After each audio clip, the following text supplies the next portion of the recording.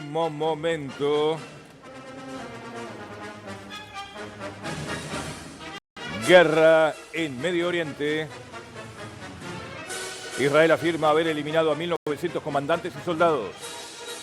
Lanzan misiles y drones sobre Israel. Trump dijo la guerra está prácticamente terminada.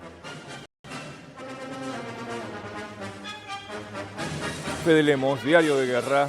Sí, está complicada la situación en Medio Oriente a pesar de que Trump dijo que la guerra está prácticamente terminada. También hay que hablar de las claves justamente de esta guerra de Medio Oriente con un diario de guerra que todos los días nos da información nueva, no solamente del conflicto en sí bélico, sino de las repercusiones políticas y económicas que hay en el mundo. Esto es muy importante. Ayer hubo una comunicación entre los dueños del mundo prácticamente, los líderes más importantes. ¿Qué se habló? ¿Qué pasó acá? Porque Vladimir Putin había dicho horas antes: nos solidarizamos con el nuevo ayatolá designado en Irán. Exacto, y vamos a darle el apoyo inquebrantable, dijo Putin, con respecto del régimen teocrático iraní. Bueno, hablaron aproximadamente una hora, Trump y Putin. Rusia quiere acercar soluciones al conflicto, según lo que dice Moscú, y todavía no trascendió qué le dijo a Trump, qué ofreció para justamente llegar a una paz en Oriente Medio. Después, bueno, hubo repercusiones después de esta llamada y después de las declaraciones de Trump con respecto al precio del petróleo. Pero en sí, esta llamada es importante para ver si hay un principio de solución. Que ya las potencias del mundo estén hablando al respecto es un principio por lo menos de un acuerdo, por lo menos entre Estados Unidos y Rusia. La otra placa grafica esto que es del lado de la Guardia Revolucionaria iraní. Dijo, estamos preparados para una guerra de 10 años. ¿Sí?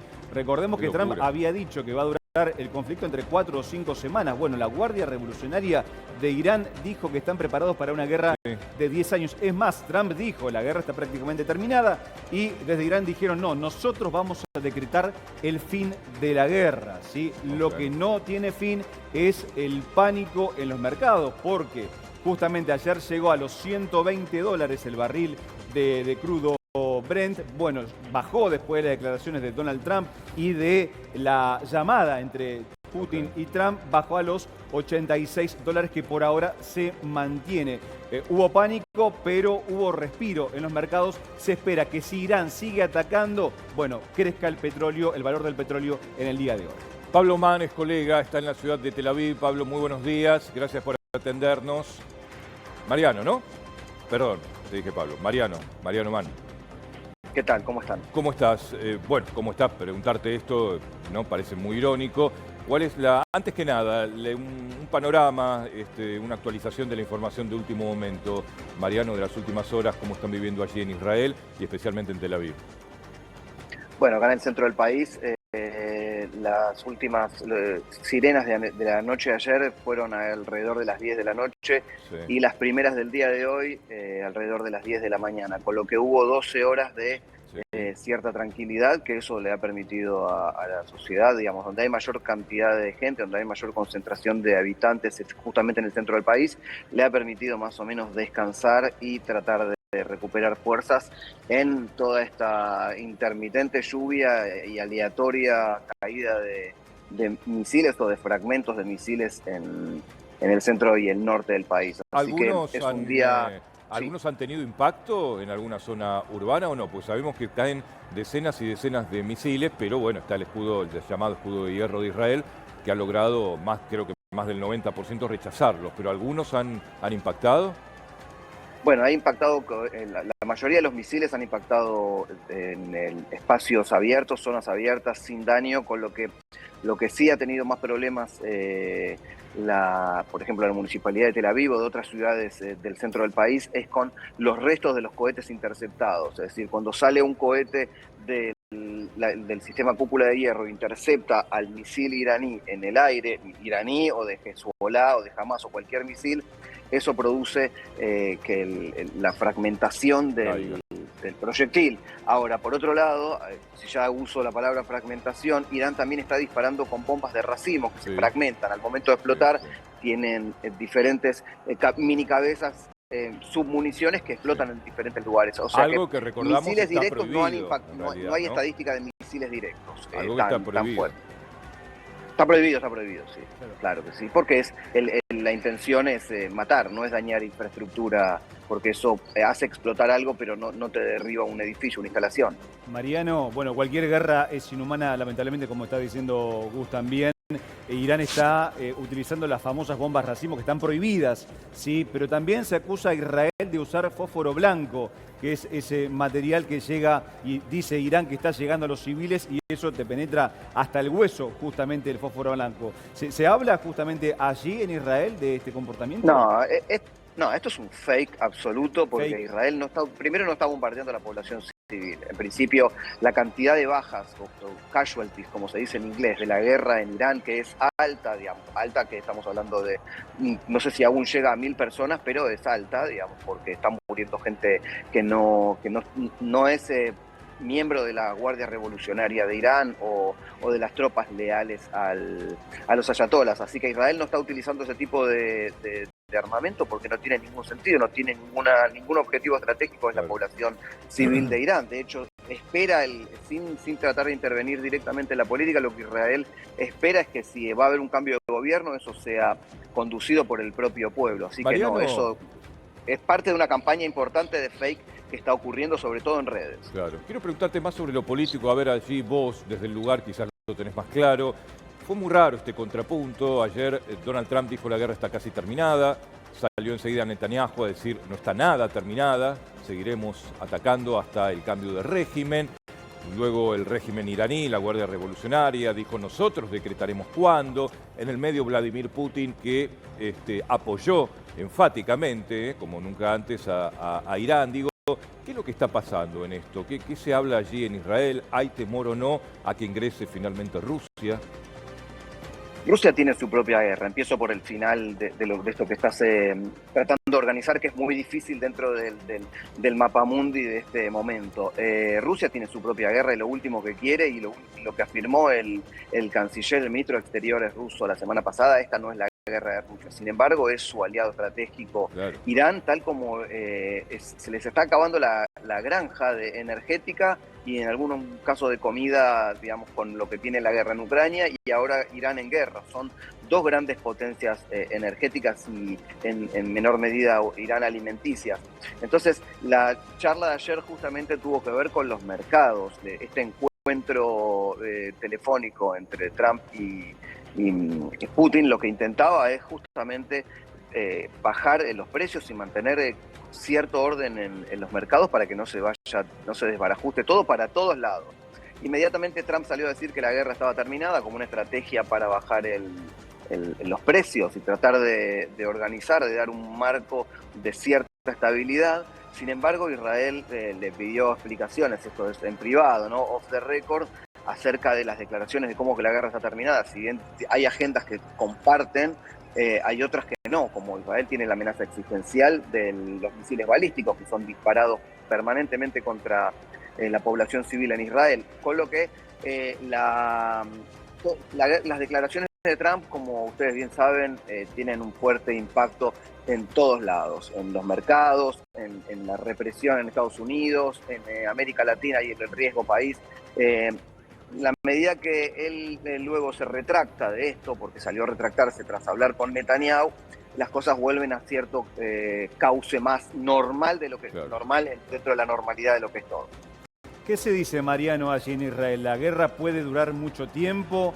Porque desde la Guardia Revolucionaria dicen, bueno, tenemos armamento para que esto dure y mucho. Bueno, en realidad lo que se dice aquí es que mientras se puedan cumplir los objetivos planteados, que es como determinantemente aniquilar el plan nuclear, el programa nuclear de Teherán, que no haya desarrollo, teniendo en cuenta el umbral casi irreversible al que se había llegado, junto a la destrucción de arsenales y de instalaciones que fabrican los misiles balísticos con los que Irán finalmente abastece no solamente a sus proxies, sino a las guardias revolucionarias para bombardear Tel Aviv. Así que en la medida que no se cumplan estos objetivos, por supuesto que una invasión terrestre israelí está descartada por la distancia. Estados Unidos tampoco tiene ganas de meterse allí. En principio se hablaba de unos 20, 30 días y esto va a depender, insisto, también en los objetivos. Es probable que Israel no termine de cumplir alguno de sus objetivos, mientras que Estados Unidos es quien dirige esta operación sobre la mesa, pero sobre los cielos, sobre los hechos, es Israel quien está llevando a cabo los ataques Mariano, selectivos. ¿qué se dice de Argentina allí? ¿Realmente tiene alguna relevancia, digo, en la discusión pública, sobre todo por estas últimas declaraciones del presidente Milei en Estados Unidos? Dijo, soy el presidente más sionista del mundo, Irán es nuestro enemigo, digo, en una alianza ya estratégica, ¿no? Con el gobierno norteamericano.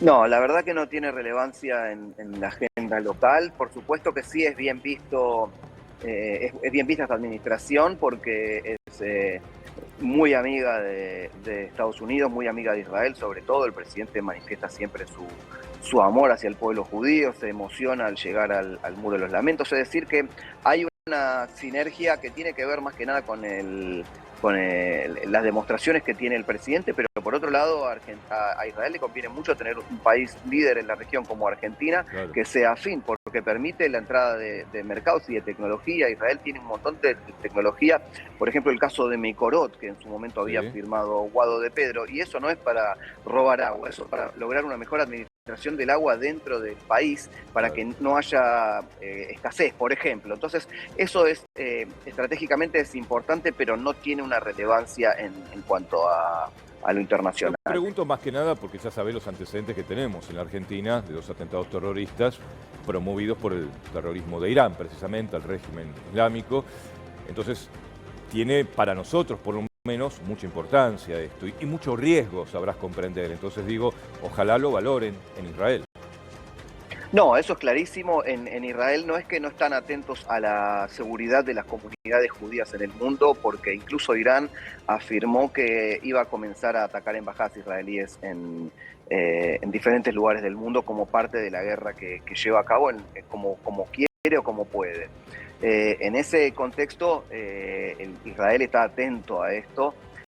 Por supuesto que no tiene una presencia militar como para dar ese apoyo, pero bueno, a través de las organizaciones de las diferentes comunidades judías, desde Bélgica, Argentina, incluso Estados Unidos, Toronto, en Europa están ocurriendo muchos hechos antisemitas. Y Israel está al tanto y trata de proveer inteligencia en la medida que tenga, no siempre desde el terreno. Respecto a si puede llegar a haber un tercer atentado, y bueno, eso va a depender también de la estrategia que tenga Irán con respecto. No creo que vaya a atacar a Argentina justamente porque dice que está a favor de Israel, y luego de haber firmado un memorándum de entendimiento en 2013. Es muy difícil el papel que tiene Irán en la historia argentina. Así que por ahora yo no puedo descartarlo, pero tampoco afirmar que habría un peligro de un tercer atentado. Mariano, vos dijiste recién que Israel está sufriendo una campaña de fake news con respecto al fósforo blanco. Muy fuerte, muy fuerte. Muy fuerte, decís. Bueno, por ejemplo, la ONG Human Rights Watch ayer denunció al ejército israelí por usar fósforo blanco, y también hay una investigación del New York Times que indica que Israel sabía que había una escuela de niñas allí en el sur de Irán y bombardeó igual, esto que denuncia la República Islámica, que Israel mató a esas alumnas en ese colegio. ¿Qué respondes al respecto? Bueno, respecto a Human Rights Watch, así como un montón de organizaciones no gubernamentales, fueron las que declararon genocidio en Gaza cuando no lo hubo, declararon hambruna en Gaza, emergencia alimentaria en Gaza cuando no lo hubo, cuando había una cantidad importante de suministros para entrar a la Franja de Gaza. Lo mismo hizo Amnistía y por supuesto lo mismo hizo la UNRWA, que es la agencia de la ONU para los refugiados palestinos, que tenía incluso terroristas palestinos trabajando dentro de la organización e infiltrados dentro de estas organizaciones no gubernamentales.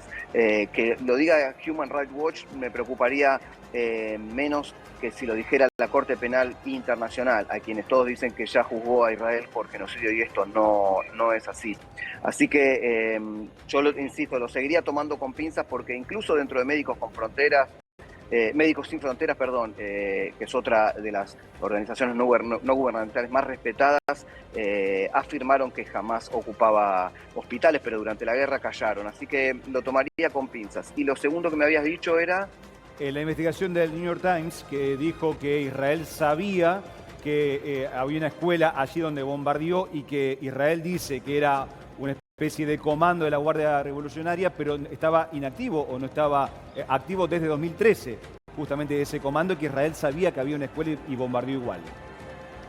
Israel no sabía que había una escuela y no bombardeó igual sabiendo que era una escuela, porque no es un objetivo estratégico. Que nosotros estemos hablando de esto no le sirve a Israel. Es justamente un gran problema a su deteriorada imagen por la propia guerra, por el propio comportamiento bélico y por las fake news que permanentemente acusan al Estado, no porque yo lo quiera defender, sino porque las responsabilidades que tiene son las responsabilidades que tiene y son así juzgadas incluso internamente e internacionalmente cuando piden la detención del ministro Netanyahu mientras está procesado bajo la investigación de genocidio. Entonces es muy difícil de pensar que Israel supiera que hubiera una escuela allí y vaya a bombardearlo, porque es darse un tiro en el pie. Y con lo vapuleada que está, insisto, la imagen, no es algo que tiene ningún valor estratégico y mucho menos comunicacional.